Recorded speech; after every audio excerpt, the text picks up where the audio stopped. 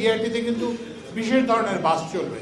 সেই বাসগুলোর সংগ্রহ প্রক্রিয়া দ্রুত করার জন্য আমরা উদ্যোগ নিয়েছি এবং আমরা আশা করছি যে আগামী জুনের মধ্যে এই বিআরটিটা মোটামুটিভাবে চালু করা যাবে। বিআরটি যখন হবে এইটা একটু তুলনামূলকভাবে ব্যয়বহুল হবে। এই জন্য আমরা সাধারণ যাত্রীদের কথা মাথায় রেখে স্বল্প ব্যয়ে আমরা আজকে এই যে কমিউটার সার্ভিসটি চালু করেছি এবং আমরা আগামী 26শে মার্চ স্বাধীনতা দিবসে ইনশাআল্লাহ ঢাকা নরসিংদী আরেকটি কমিউটার সার্ভিস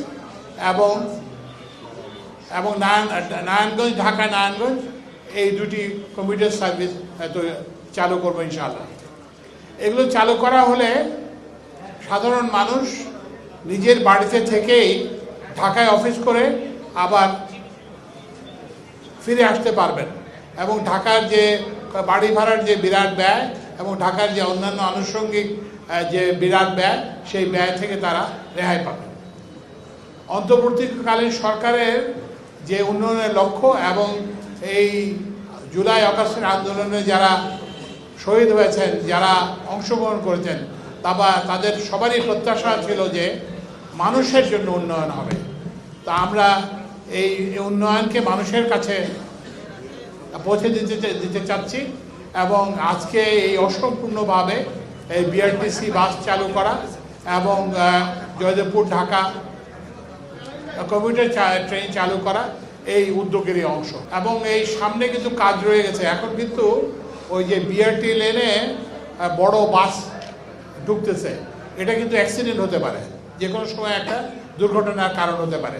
তো ওই জন্য আপাতত শুধুমাত্র বিআরটিসি বাস এবং ছোট যানবাহন, প্রাইভেট কার ইত্যাদি ওই লেনে ব্যবহার করা যাবে।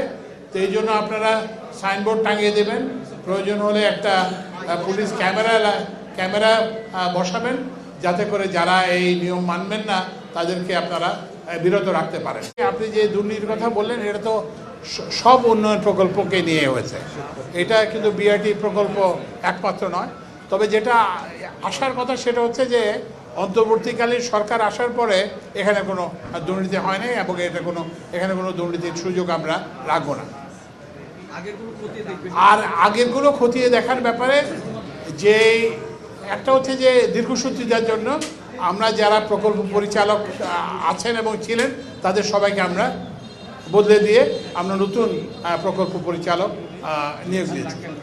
আর দুর্নীতির ব্যাপারে ব্যাপারটা হলো যে দুর্নীতি তো আপনাকে প্রমাণ করতে হবে। আপনাদের কাছে যদি কোনো সুনির্দিষ্ট সাক্ষ্য প্রমাণ আছে যেটা আদালতে গ্রহণযোগ্য হবে, এরকম কোনো প্রমাণ থাকলে আপনারা পাঠিয়ে দেবেন, আমরা অবশ্যই ব্যবস্থা নেব।